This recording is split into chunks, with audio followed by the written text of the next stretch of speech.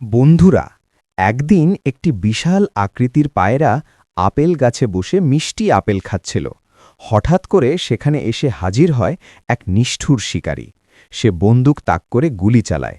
গুলিতে আহত হয়ে বিশাল পায়রাটি মাটিতে পড়ে যায়। শিকারী পায়রাটিকে মৃত ভেবে সেখান থেকে চলে যায়। এই ভয়ঙ্কর দৃশ্যটি দূর থেকে দেখে ফেলে একটি দয়ালু কবুতর। সে দ্রুত উড়ে এসে আহত পায়রাটির কাছে পৌঁছায়। যন্ত্রণায় কাতর পায়রাটি কবুতরের কাছে সাহায্য চায়। কবুতরটি সাহস করে পায়রাটিকে তুলে নিয়ে যায় একটি নিরাপদ জায়গায়। এরপর ধীরে ধীরে তার শরীর থেকে গুলি বের করে ঔষধ লাগিয়ে ব্যান্ডেজ করে দেয়। কয়েকদিনের যত্ন আর ভালোবাসায় বিশাল পায়রাটি আবার সম্পূর্ণ সুস্থ হয়ে ওঠে। এই গল্প আমাদের শেখায় দয়া আর মানবিকতাই সবচেয়ে বড় শক্তি। বন্ধুরা, পায়রাটি তারপরেও কাঁদছিল, লাইক সাবস্ক্রাইব করে না।